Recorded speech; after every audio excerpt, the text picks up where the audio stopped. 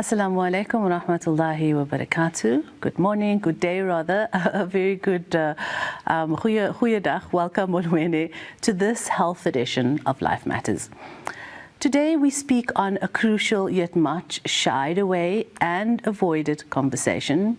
Today we delve into suicide awareness. Joining me online is Mohammed Uzair Bamji, a counselling psychologist from Soulful Psychology and a Gift of the Givers. Uzair's expertise lies in navigating the intersection of mental health and culture, making him actually a perfect guest for this vital conversation. So we'll shed light on the complexities of suicide and how we can work together to break stigmas and encourage these type of open dialogue. Remember, your voice matters, and seeking help is a sign of strength. That's why we always invite your participation in our shows, and specifically this one, where your voice is pertinent in putting content like this together. Remember, you can use via our WhatsApp, Medium, email, or any of our various social media platforms. Now, let's welcome back this guest, now differently online, our guest to Life Matters. Assalamu alaikum to you, Uzair, and shukran so much for joining us this time online from your office. Wa alaikum salam wa rahmatullahi wa barakatuh. It's good to be back in a different context, but it's good to be back. Thank you so much. I must also just, note to all our viewers that maybe this information, content on this show might even trigger some sort of emotion, some sort of warning signs at the beginning, just a warning to give to our viewers that it could possibly just trigger something for you. And if it does, we will, inshallah, forward you the necessary information, and on our screens we'll put, contact details. But suicide awareness nonetheless, breaking stigmas, Uzair, if we could start there. Let's start by addressing that critical hurdle, stigma, misconceptions, and cultural taboos surrounding mental health, and how we can prevent these individuals from actually seeking the help that is needed. How can we break down these barriers and create a supportive environment within the context of research? And how do cultural and religious backgrounds influence mental health discussions as per your expertise? And what can we do to break down these barriers? So, Gouwah, as I always say, education is key. And we need to have more open discussions in our masjids, in our schools, our homes, even in gatherings of social context or social nature. So when people realize that seeking mental health support is not a sign of weakness, but a step rather towards healing, the stigma will then begin to fade. We have to also look at it from a religious perspective, and Islamic teachings also emphasize that mercy and the need to care for one another, for each other, which will also help dismantle the shame surrounding these topics. When we look at the community itself, we also have to understand, by breaking down the stigma, a supportive community starts with empathy. So encouraging community leaders, imams, sheikhs, anyone in that leadership position, when we encourage those leaders to speak on mental health from the pulpit, from the mimbar, it can go a long way in showing that mental health challenges and difficulties is not taboo. So hosting workshops, support groups, and also open forums where people feel safe to express their struggles is extremely crucial. It's more about creating this environment where individuals feel seen, where they feel supported, rather than being judged. From an Islamic perspective, judgment doesn't hold any place there. Specifically when it comes to mental health, what the next person is going through, we don't have the power to do that. So by engaging and interacting in these discussions, we also have to make sure that we don't take ill to the vulnerability within ourselves. So as you mentioned earlier on, it may be a bit of a sensitive topic for many people. And when people come through and, express their thoughts or their feelings or whatever they may be going through, we cannot just be dismissive. So we can support someone within our own limitations and boundaries at the same time without pushing them away or making them feel like they're a burden. And that's one of the many ways that we can break down the stigma.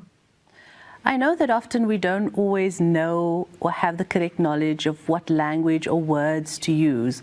So could you guide us on what language, what approach should we use or possibly avoid when discussing mental health? Because like you say, we need to discuss it, we need to come out of it, but we just don't know the approach.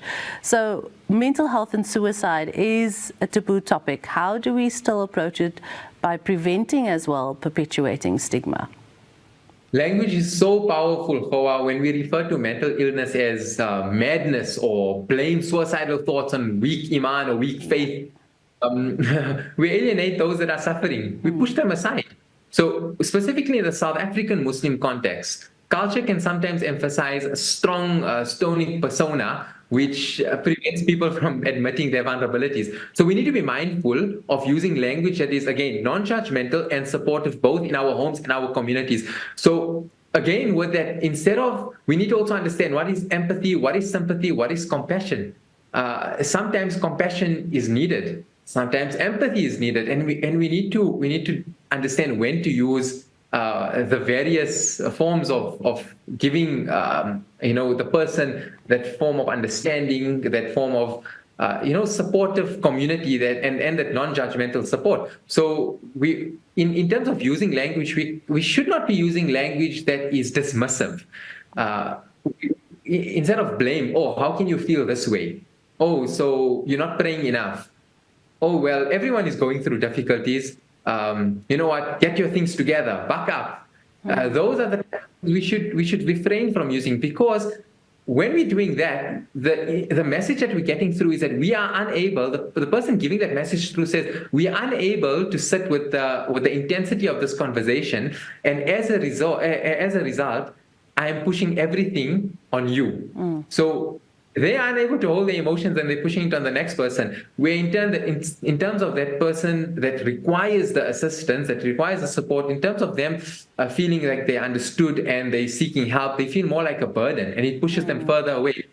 When we look at suicide as a whole, generally people that are experiencing such thoughts or even want to go forward and commit suicide, a lot of the times there's an element of loneliness within themselves. So by dismissing the person, you're actually increasing that feeling of loneliness. And when we increase that feeling of loneliness, the person's thoughts are then justified that, yes, well, no one wants me. I am a lonely person. And I thought it kind of substantiates their thoughts and says, this is what it is. And the brain then says, I'm going to do this. And that's why we need to be so cautious and so careful and cognizant of the words we use, and even our body language, our tone, everything in terms of communication. I always say you cannot not communicate. Yeah. So in the context of being a supportive community, individual, parent, member of society that encourages not only help-seeking behavior, but we also need to understand that marginalized groups. And I want to use an example in the context of Islam. We know of qadr and qada. The fact that that person is going through depression, yes, might be the reason that they're not making salah, or yes, then maybe at the time they're not making salah. But that's saying that, like you just mentioned now, is not being supportive to them in that. How would the Prophet ﷺ deal with it? Would he say, oh, are you making your 5 daily prayers? You know what I mean? So can we look at it in the context of making that realization that Allah actually maybe sent that person to you? Allah maybe put that person through that trial for a reason. Everything happens in our life. So how do we support those individuals with that in mind? So I always say, it's something that comes across very, very common. We are dependent on other people across contexts. We're dependent on them. So in a simple way, Allah Ta'ala puts different people in your path for different reasons. Perhaps Allah Ta'ala put that person in your path so that you could be a means of benefiting them, but that person is a means of giving you that reward.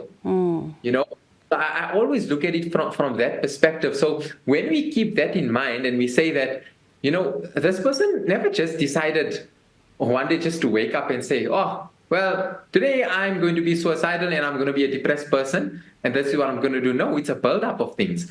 So by having that in mind, to understand that this person has come out of the billion people out there, the person chose you to come to as the focal point to get some guidance, some help, was to see you as a sense of support. And as we've mentioned in the previous segments and shows that we've had, that fostering a supportive community is one of the elements that enhance and build resilience, rather. So by doing that, if this person sees you as a means of support, and Allah Ta'ala has put that person in your path, I mean, it's two sides that saying, you know what, I'm in this role and I need to help this person. How can I help this person to the best of my ability with the strength that I have?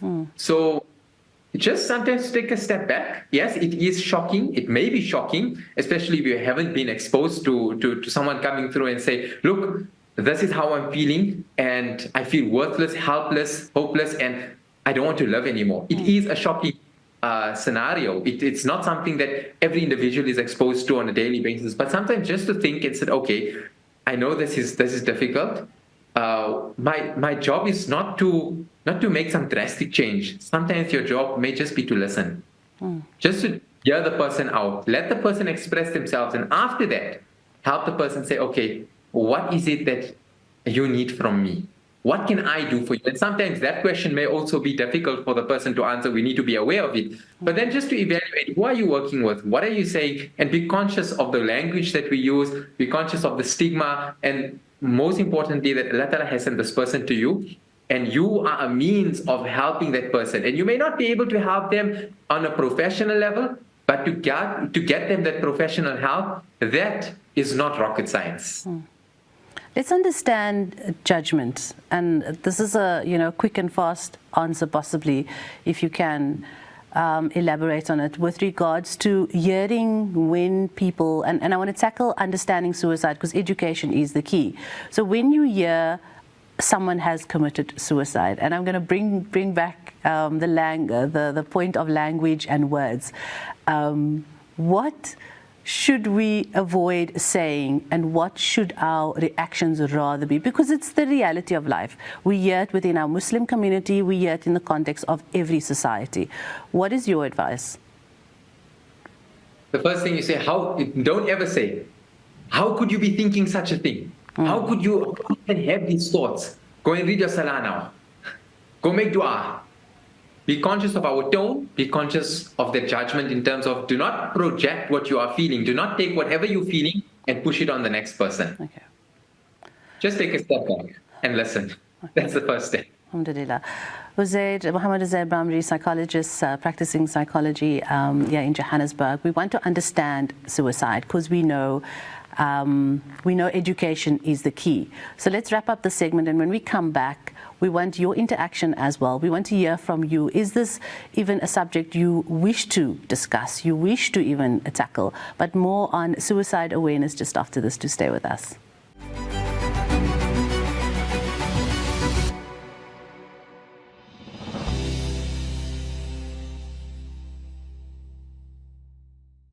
Welcome back. Suicide awareness. And in this segment, we now deal with understanding suicide. Now that we've discussed breaking stigma, which is not the end of the discussion, we will have to also realize that stigma can be a significant barrier, especially for those seeking help. It can actually prevent them from seeking the help that they need. So by normalizing mental health discussions, as Muhammad Uzair mentioned, we can create that safer space for individuals to open up. So education is also key to prevention. Let's delve into understanding suicide itself. Uzair, welcome back. What are some essential facts we should know about suicide, and how can we identify those risks? And in the same light, let's also add some prevalent misconception information about suicide that we should be aware of. So in terms of understanding suicide, many people say, suicide or depression has a face. Depression doesn't have a face.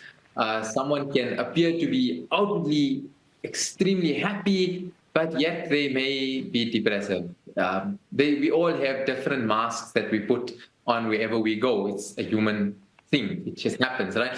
So we need to look at signs such as withdrawal, lack of interest, changes in the person's normal behavior.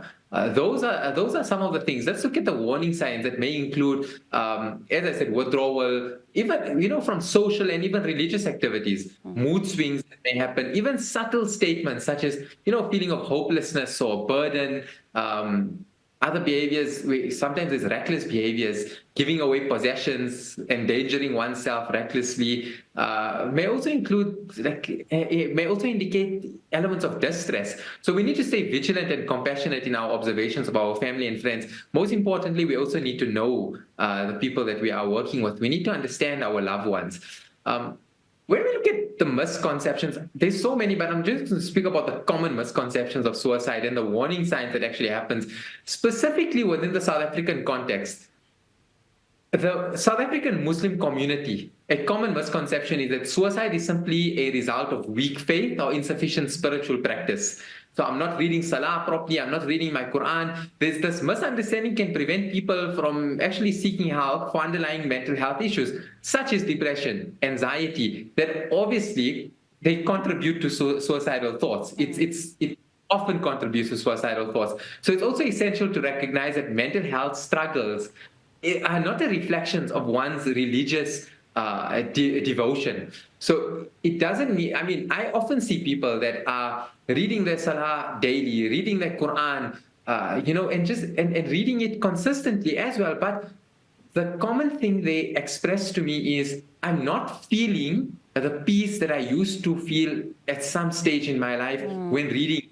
I'm doing this out of obligation, and I always, after working through their mental health difficulties or whatever difficulty they're going through, the shift that I usually see is that people often say, they come and they say, I read Salah and it was so amazing. I enjoyed it, and I say, well, that's how Salah should be. We should be enjoying it. And when we don't, it doesn't mean that you must just read more of it, because imagine doing something that you don't enjoy. You're doing it for obligation. It takes that peace out of it. So once you see that happening on a regular basis, where their mental health is impacted, then their spiritual health also is impacted. We are a system functioning within a system. So if there's an imbalance in any of those systems, automatically one will impact the other. It's like using our little antidotes, and when you say, this, and I love the example how you used Salah as an example, saying that, these people are making Salah every day, but now all of a sudden they've lost that connection, which is a possible symptom to now take heed of, that you're now going to tick off. But understanding that the simple advice, like if you don't know what to say to someone, just say, the advice that our sheikhs and our imams always give us, like maybe start doing 1,000 istighfar, start with 100 today, start with tomorrow. We're not going to say that your problems are going to be solved, but that is maybe advices that are given that could help you, but also go and seek professional help.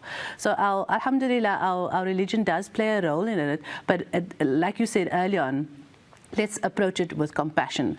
Another aspect of mental health that I want to touch on is understanding that sometimes mental health doesn't always intersect with suicide. What are your key points with regards to that, and that audiences can understand that mental health, does or does not intersect with suicide, and why is that the case? So first, I'm going to say mental health plays a significant role in suicide, right? Particularly conditions such as depression, anxiety, and even trauma. Within our South African context, many people feel a stigma around discussing mental health, especially with Muslim communities, with Indian communities. The reluctance that in terms of not discussing mental health then prevents early intervention. When we look at it from an Islamic point of view, Islam encourages seeking help and supports the idea of holistic well-being, which also includes mental health alongside your spiritual practices. So as you said earlier on, and I like what you said, people, the imams or sheikhs may say, make 1,000 istighfars or 100 istighfars, start with something. And all those things are well and good. It's all well and good. But we also need to understand the individual that we're working with. What's the level of severity in terms of their symptoms? However, not everyone that has depressive symptoms is suicidal. Not everyone that has anxiety is suicidal. It all depends on the level of depression, the level of anxiety. So should we prolong the intensity of our depression. So it may just start off as symptoms, and the full criteria for a depressive diagnosis may not be met.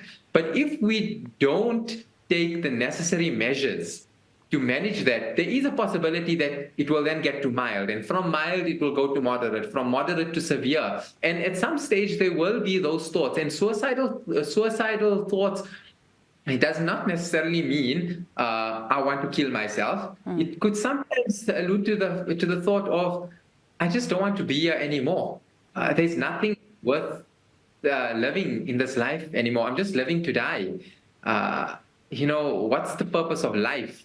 I wish I wasn't around. Those are some of the thoughts that come that you often hear. And when I do my screenings, I often ask, have you ever thought of suicide or ending your life? And people will say, no, I never actually thought of suicide, but sometimes I just think that it would be better if I wasn't in this world. And that is a concerning thought, because how does an individual get to that level? It's clearly a buildup of difficulties, of adversity in their life. And once we complete the therapy process, we then it sometimes happens so automatically, where individuals will say, there's so much more to life. I'm glad I did that. As difficult as it is, as the therapy process is, but the mental shift comes about. So we need to be cognizant that all mental health is not just suicide. However, not managing the mental health effectively can progress to the severity of one's symptoms. Okay, so there's much to talk about suicide, but I want to now just quickly touch on, and we can talk more about it in the next segment, but just to start off with support systems and how resources can actually assist. So identification and support, recognizing the warning signs, of course, is crucial. So when you are faced with a situation where actually you need to take immediate steps, how do we empower our audience? Because we know that action needs to happen maybe in that instant, but we faffing around because we weren't faced with something like that. So let's look at some concrete steps our viewers can take that can help someone in crisis or for themselves that are seeking help. Let's empower our audience with some practical resources and next steps of someone which is currently in crisis. What immediate steps can they take or their loved ones to ensure their safety?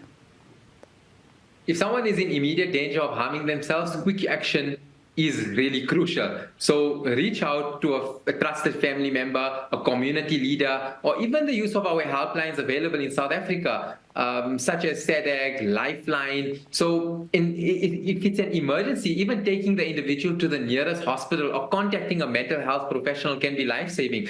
For those that are feeling overwhelmed themselves, simply talking to someone, whether it's a loved one or professional, can also help diffuse that immediate crisis. Some of the recommended resources for help, as I mentioned, SADAG, Lifeline, there's even Childline in South Africa, the Suicide Crisis Helpline, they're all there. A quick one also with SADAG is just to SMS. They have an SMS helpline. The number is 31393.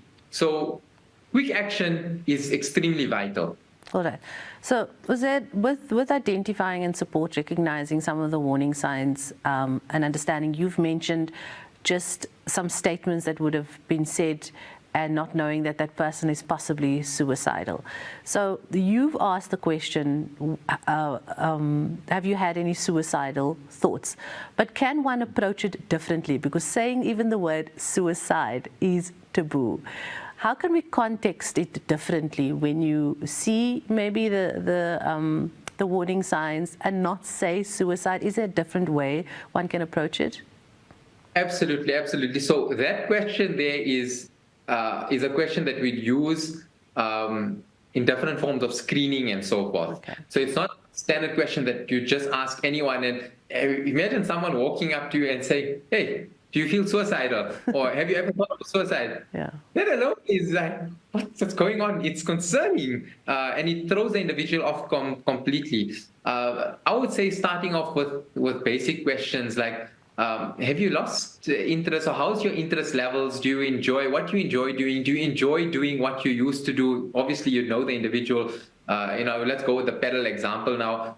You used to play pedal so often. Do you still enjoy playing it? I have noticed you're not playing any longer.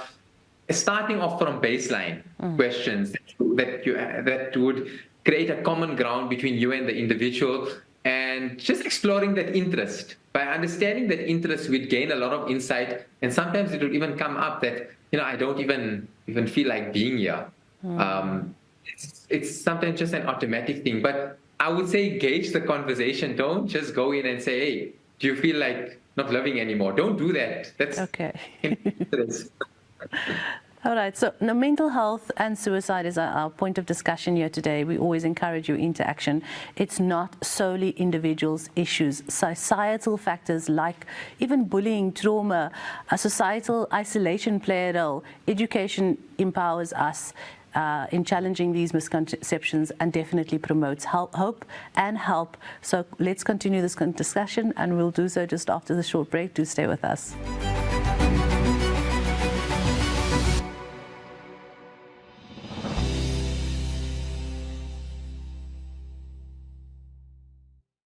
Welcome back. Assalamu alaikum. A very good day to you. Suicide awareness, recognizing the warning signs is crucial.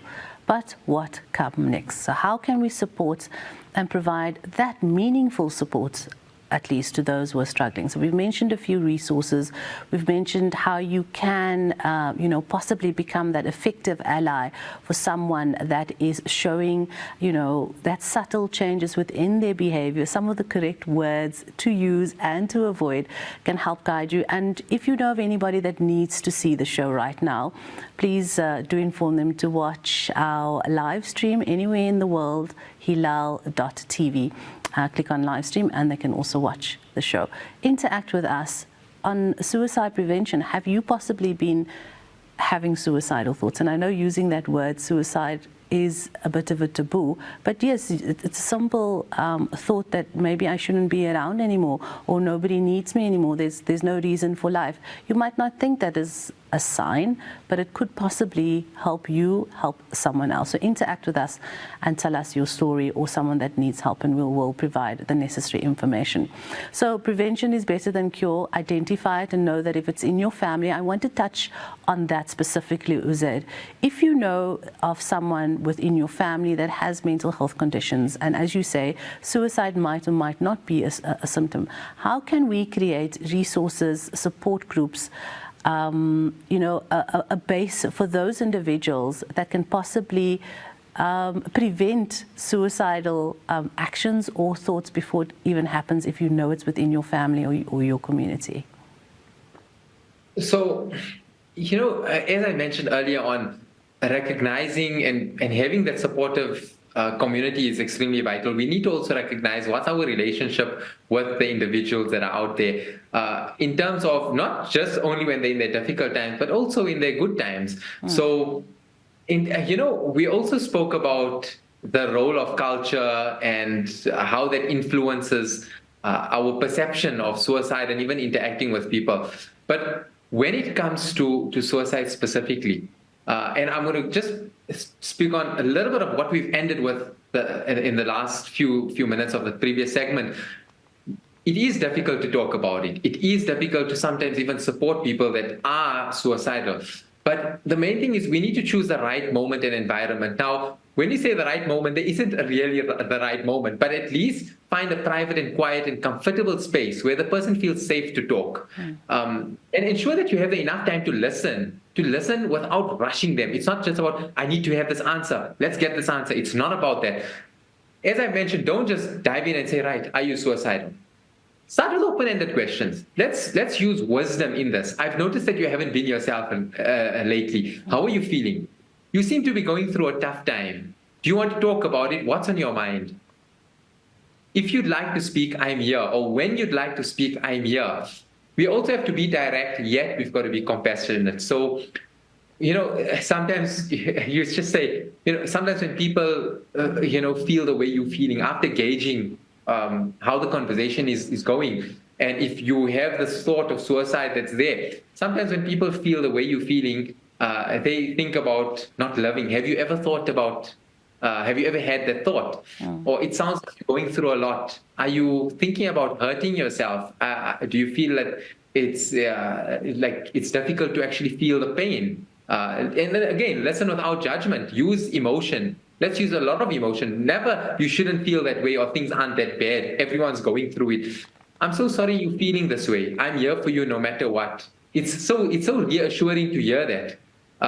When someone gives you that confirmation to say, I'm here for you no matter what. It sounds incredibly hard. It sounds incredibly hard. Let's figure out a way where we can get you some help. So don't just go that simple solutions. Instead of trying to fix their situation and offering overly positive reassurance and focus on validating their feelings, let them know that you are here to support them. And then obviously professional help is of utmost importance. Without that. So I don't know if I tried to integrate a few things. I love the idea because often we don't know where to start, we don't know what to say. So listening to that, and I think I want to just reiterate to my viewers and audience, is that play that answer back that Mohammed Uzair just mentioned, those approaches, saying things specific. And I've come across, TikTok videos, Instagrams, these shorts on YouTube. How can social media play a role in suicide prevention? Because sometimes, like you just did now, sometimes we just need someone to say to us, this is what you should say. And I used to take notes there. I would pause that TikTok video and I would actually take notes. Okay, this is what I must ask my kids today. This is how I'm going to interact with my co-workers today. These videos are not there just for us to, aimlessly scroll through. Let it actually be of advantage. So just guide us on social media, and that it not allow us to be a time sink, but to help us in this context of suicide prevention, and how maybe any other specific initiatives or resources that you could recommend. So it's important to note when we actively engage on social media, we need to be cognizant of the fact that not everyone out there is a mental health professional. Not everyone out there is a psychologist, a registered counselor registered with the HPCSA, or even a social worker. We need to be cognizant of the fact that there are people that call themselves counselors, or they give themselves titles, and they don't have the expertise to deal with such severity of difficulties within mental health. They don't have the capacity to do that. So be aware of where you're taking information from. Make sure that, obviously, TikTok is not therapy, social media is not therapy, but if you're taking awareness from there, just make sure the person is a registered mental health professional, so that there's some backing to it. In terms of understanding how to respond to it, sometimes these things do help, but it all depends on the moment. I often say, when I was on campus, so, we think, okay, we're going through and we're going to get a step-by-step guide on how to deal with a client or how to deal with a patient, depending on the setting. And I don't use any of those step-by-step guides because there isn't any of it. It's literally dependent on the context that we are in. And sometimes we can be upfront and direct, and other times we need to take it a whole 10 steps backwards. So there isn't always a set format, but one thing that is common is speaking with empathy, to listen to what the person is saying and giving it back to them by using emotion. And if we can take anything from social media, let's speak about how do we understand our emotions. That's some of the things that we can do. Learn our emotions, pay attention to the emotions, because when we do that, we're able to sit with the next person's emotion effectively. Okay, I want to look at books, organizations, online platforms, resources, leaflets. What would you recommend for those seeking help, immediate action to save their life, to keep that conversation going? If you're saying it's a taboo subject, mental health or even suicide is a taboo subject, what age is appropriate to talk to your kids even about it? Because in today's day and age, your children hear things before you as well. So I think in the same light, let's give us some parenting advice to start young, although the grannies and the grandpas, don't also sometimes understand the mental health ramification when it comes to children, but there are that are so open to it, to teach, to hear, to still, go with the flow. So please just guide us on some resources, books and organizations, maybe even some support group online platforms we can latch onto. So there's so many on there, but I rely a lot on SADAG. So SADAG, the South African Anxiety and Depression Group. So the suicide crisis helpline is 0800 567 567. And what they do is they run a dedicated suicide prevention helpline for individuals in crisis. So they offer telephonic counseling. They also refer to psychologists and ongoing emotional support. There's a 24-hour helpline. There's a different number for 24-hour helpline that can be available on their website. And this is 24/7, providing crucial assistance for those in need, whether it's suicide ideation, anxiety, or depression. They have trained counselors that are ready to help them. And then obviously the SMS number for advice or immediate support when making a phone call is not possible. And looking at their website, when you go onto SADAG's platform, they have phenomenal resources when it comes to addiction, depression, anxiety. So it's enough to get the individual started and to give them information on the particular symptoms that they may be feeling. The Lifeline South Africa is also there. So Lifeline offers also 24/7 counseling for emotional and mental health crisis, including, again, suicide prevention. We also look at various psychiatric clinics or even hospitals. Generally, they have information on suicides. I know there's a number of private clinics as well that offer this here. However, if people also have medical aid, they should make use of their medical aid. When it comes to suicide, medical aids do cover the severity of the symptoms. There's also admissions for suicide at psychiatric hospitals. So I think individuals should also be aware of that. I know with the various medical aids also have mental health programs that they can enroll on and register on. So they should actually just check in with their respective medical aids. And those that don't have medical aids, go to the private services. Go to public services. I know it's such a scare where people say, "Oh, I must go to the government." Or what service will I actually get there? To be honest, most of us trained in government facilities, and service that we're offering in our private rooms is not different to the service that we're offering in a public facility. So we need to be cognizant of that it doesn't mean that it's a government facility, the service is going to be less. Yeah. In fact, you are going to be getting 100% that we're giving in our private rooms.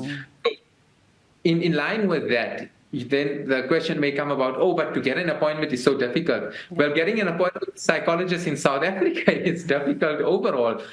Some psychologists have a waiting list of over a month. So does the government facilities.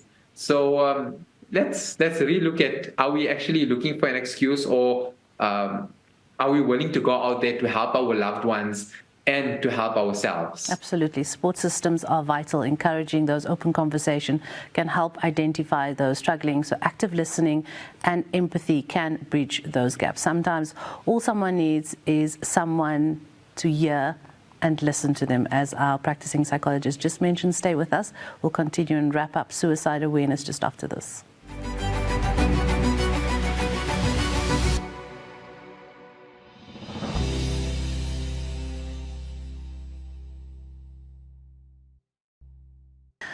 Welcome back. Assalamu alaikum. I have online practicing psychologist based here in Johannesburg talking to us about suicide awareness. And I really appreciate his expertise in the context of the often blurred misconceptions and understandings of mental health. So don't let that actually be blurred lines. Do note that we love your interaction. Talk to us about suicide awareness. Talk to us about mental health. What do you want to hear? What do you want to see more on our channel when it comes to this discussion? Have you been faced with an issue when it comes to suicide? What are your kids talking about? And when do you talk to your kids about mental health and suicide? So our WhatsApp line and social media platforms are open. Immediate action can save a life. Knowing the necessary resources and protocols are critical. To know these and to know that self-help self-care rather, is not selfish. Self-care is not selfish at all. So prioritizing your mental health sometimes strengthens our ability to parent, to be a better person, and to support others. So collective responsibility means encouraging, policy changes within your community, policy changes within your household if need be, by the necessary management, and engage each other, especially in our community, Muslim community.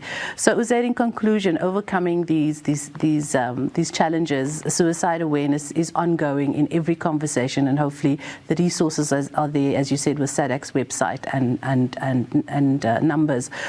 Supportive action does count. For sharing, we actually absolutely appreciate your advice, and I still want to go back to that. I think it was the second segment of just touching on to that wording. Suicide awareness does require this ongoing effort and this ongoing conversation. So let's recap some key takeaways to encourage our viewers to continue this vital conversation. And if you could just summarize the takeaways, especially when it comes to the stigmas attached when we mentioned earlier in the show. So to start off, we have to be aware of our language. So also understand that there's no way in religion that says you can't experience mental health difficulties, you will never experience depression. Islam does not say that. With in-depth research, it's evident.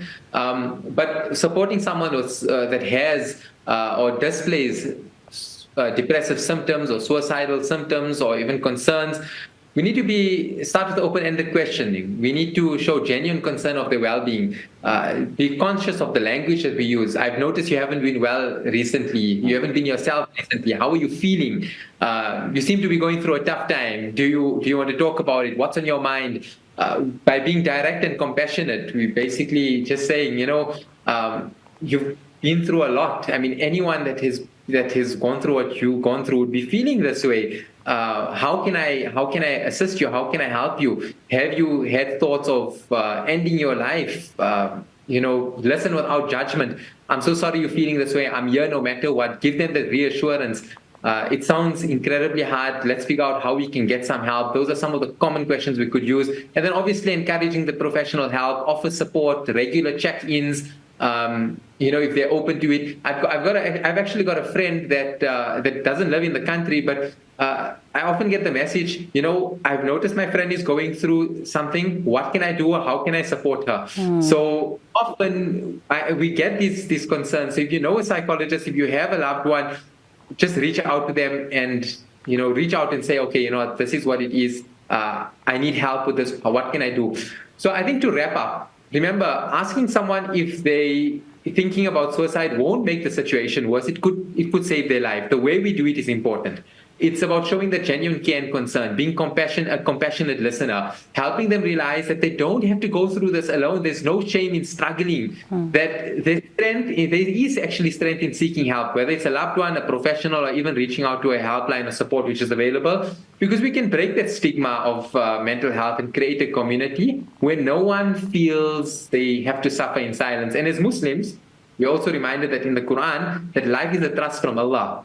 And even in the darkest of times, there's hope and mercy, even though it may not seem that way. And Nabi Sallallahu Alaihi Wasallam said, I remember an alim gave me this hadith just when I started. He told me that whoever saves one life, it is as if they have saved the entire humanity. I think the hadith, it's mentioned in the Quran.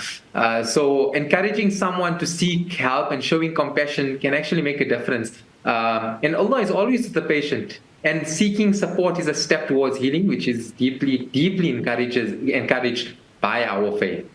I want to bring in the context of a story I heard lastly before we wrap up of a conversation. I think it was a suicide show where they had someone talking about suicide awareness, and this caller called in and said, listen, I actually phoned SADC and I was on the verge of suicide. I was suicidal and I called them because I was, and they didn't answer the call. I want your comments on that. With that in mind, any other final resources or next steps or a protocol to have, keeping in mind with that caller, if a family friend is in that state. I mean, we have protocols if a bee stings you, somebody bleeds, if there's a burn in the house. I think suicide protocols should also be in your home. So please do recommend for our audience. So if SEDEX Live doesn't work, we could send an SMS, but understandably so, in that time, we're not always thinking. But we can't only rely on one specific resource overall, right? For example, if you have so I've got asthma and I've got 2 pumps that I keep just as a backup because sometimes the one may not work, whatever it may be. So let's have a backup. There's another organization, I mentioned it earlier on, Lifeline South Africa. They've also got a WhatsApp helpline. The WhatsApp helpline is 065-989-9238. So that's a WhatsApp helpline. They've also got a website and a normal national helpline, which we could also access on their website. So I think the resources would be put up. So understandably, so there's more than one avenue of help. If one is not on for that, phone your nearest loved one, your closest friend or someone that you trust. And if there isn't anyone, go to your nearest hospital. Go to the nearest hospital. Thank you so much, Mohammed Uzair Bamji. Hope and resilience can be overcome even within the darkest struggles. Sharing stories does actually inspire others. So let's continue this vital conversation, fostering a culture of empathy as guided by a psychologist, understanding and support. Thank you. Jazakumullah khair. Shukran jazeelan, Uzair, for sharing your invaluable insights. We really appreciate your time, and do be the strength in the community, in the lives that matters, and I hope that we continue conversations like this. All the best till we chat again. Assalamu alaikum. Assalamu warahmatullahi wabarakatuh. Now remember, mental health matters, and seeking help is the first step towards healing. If you or someone you know is struggling, please do reach out to the various national suicide prevention lifelines, SADC, and your local mental health organization and support groups. Let's continue this conversation and foster a supportive community. Remember to subscribe to all our shows for more enlightening conversations like this. Don't forget, awareness, support and education are key to prioritizing your mental health and suicide prevention. Join us next time for more enlightening shows. Until then, stay informed and stay holistically healthy, mind, body and soul. From the rest of the Life Matters team here in Johannesburg, wassalamu alaikum and goodbye.